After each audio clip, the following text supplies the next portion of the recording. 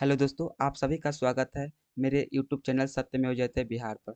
आइए आज हम लोग बात करेंगे भौतिक विज्ञान यानी फिजिक्स की एक नए टॉपिक के साथ जिसका नाम है परमाणु। तो देखिए, सबसे पहले बात करेंगे परमाणु होता क्या है और इससे संबंधित जितने भी वर्ड हैं उस सबको आज विस्तृत से चर्चा करेंगे।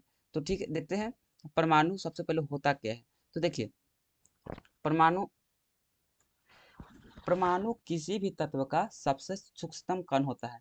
ठीक है, क्या है? सबसे सूक्ष्मतम कण है। जैसे फॉर एग्जांपल, मैं जो वीडियो रिकॉर्ड कर रहा हूँ, मैं अपने लैपटॉप से रिकॉर्ड कर रहा हूँ। अगर इस लैपटॉप को तोड़ूंगा तो सबसे जो सूक्ष्मतम कण होगा उसी को हम लोग क्या बोलेंगे? परमाणु बोलेंगे। प्रारंभ में परमाणु के लेकर कई वैज्ञानिकों का विचारधारा आया। इसी वैज्ञानिक में से एक वैज्ञानिक थे जॉन डाल्टन। इन्होंने बताया कि परमाणु किसी भी तत्व का सबसे सूक्ष्मतम कण होता है, लेकिन इसको हम लोग विभाजित नहीं कर सकते। परमाणु को टुकड़ा करेंगे तो इसके केंद्र में एक नाभिक पाया जाएगा और नाभिक में प्रोटॉन और न्यूट्रॉन पाया जाता है। और नाभिक के बाह्यतम कक्षा में इलेक्ट्रॉन क्या करता है? चक्कर लगाते रहता है। ठीक है। अब यहाँ पर देखिए परमाणु क्रमांक क्या होते हैं, परमाणु भार क्या होते हैं, ये बहुत लोगों को कंफ्यूजन होता है। इनफैक्ट मैं जब भी पढ़ता था, 10th क्लास में था, तो मुझे भी ये समझ में नहीं आता था। लेकिन आइए आज हम लोग इसको हैंडल करेंगे, कैसे याद करेंगे इसे। देखिए, आप पहले ही बताए हैं कि परमाणु के नाभिक में क्या होते हैं, सॉरी केंद्र में क्या होते हैं? नाभिक होते हैं। और नाभिक में क्या होते हैं? प्रोटॉन और क्या होते हैं? न्यूट्रॉन होते हैं। तो नाभिक में जितने भी प्रोटॉन होंगे ना, उस सबको क्या बोलते हैं? उसी को बोलते हैं परमाणु क्रमांक बोलते हैं। क्या बोलते हैं? परमाणु क्रमांक। अब परमाणु भार क्या होता है? तो देखिए, जब भी हम P+N यानी प्रोटॉन और न्यूट्रॉन को जोड़ेंगे तो इसी को क्या बोलते हैं?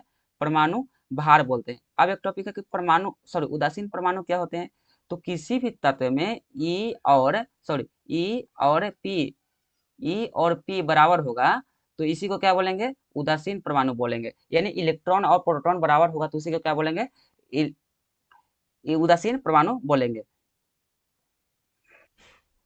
यहाँ पर समझने के लिए हम लोग समझ सकते हैं, जो कि जो बीच में है इसी को बोलते हैं न्यूक्लियॉन। इसमें क्या होता है? प्रोटॉन और न्यूट्रॉन होते हैं। ठीक है। यहाँ पर जो बाह्यतम कक्षा में होते हैं ना, इसी को क्या बोलते हैं? इलेक्ट्रॉन बोलते हैं। तो चलिए देखते हैं अगला स्लाइड। देखिए, परमाणु विकास से लेकर हर तरह के वैज्ञानिक आए और सब लोगों ने अपना अपना मत दिया। इसी वैज्ञानिक में कौन आए? एक जॉन डाल्टन थे। इन्होंने ही बताया था कि परमाणु को हम लोग क्या कर सकते हैं? खंडन नहीं कर सकते हैं। इन्होंने 1803 के आसपास सॉलिड स्फीयर थ्योरी दी है और एक एटॉमिक थ्योरी दी है। उसके बाद आए रदरफोर्ड जी। इन्होंने ही सबसे पहले नाभिक के बारे में बताया था। ठीक। उसके बाद आए एक जे जे थॉमसन जी। इन्होंने प्लम पुडिंग मॉडल एवं एटॉमिक क्वांटम मॉडल, जिसे तरबूज या स्ट्रॉबेरी मॉडल भी कहते हैं, इन्होंने ही दिए थे। ठीक। इसके बाद एक वैज्ञानिक और आए जिसको बोलते हैं नील्स बोर्ड। इन्होंने बताया कि नाभिक के चारों तरफ इलेक्ट्रॉन चक्कर लगाता है और जिस पथ पे चक्कर लगाता है उसी के बारे में इन्होंने बताया था, यानी प्लेनेटरी मॉडल दिए थे।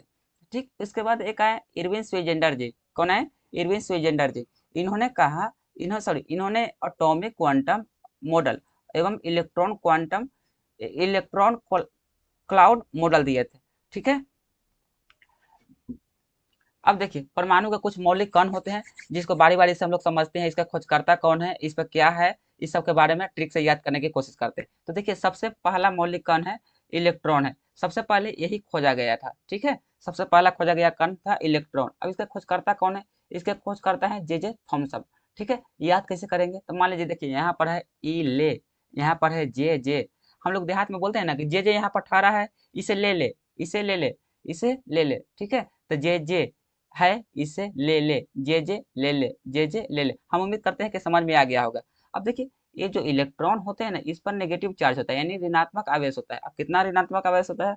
तो देखिए, 1.602 गुने 10 के पावर -19 इस पर ऋणात्मक चार्ज होता है। अब प्रोटॉन का इसके विपरीत होता है, यानी इस इतना ही चार्ज होता है लेकिन उस पर पॉजिटिव चार्ज होता है।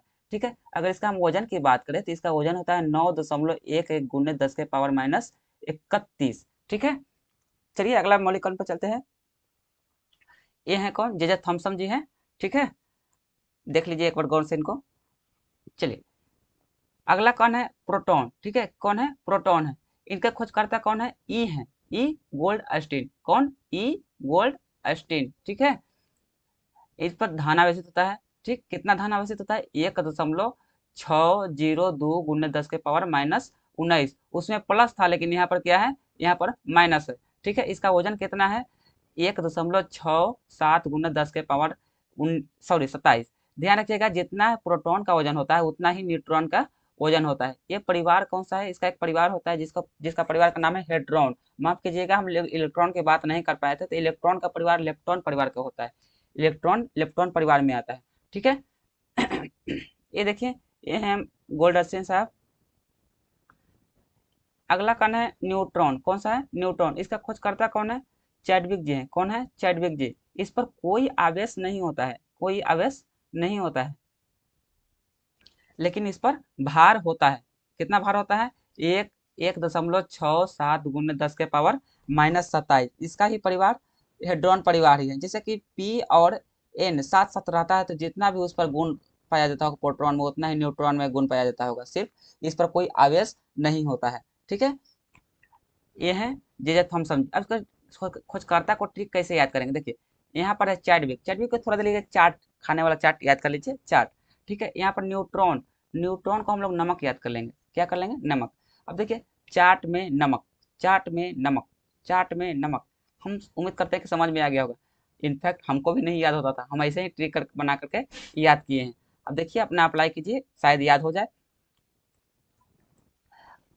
तो आज के लिए इतना ही। उससे पहले अगर मेरे वीडियो से आपको ज़रा सा भी कुछ सूचना प्राप्त हुआ हो या कोई जानकारी मिला हो या कोई ट्रिक समझ में आया हो तो मेरे चैनल को सब्सक्राइब करें और अपने दोस्तों के पास शेयर करें और मेरा सपोर्ट करें, ताकि मैं ऐसे ही किसी और टॉपिक के साथ आऊँ। ठीक है, और आपको एक नई जानकारी देकर जाऊँ। तब तक के लिए धन्यवाद। जय हिंद।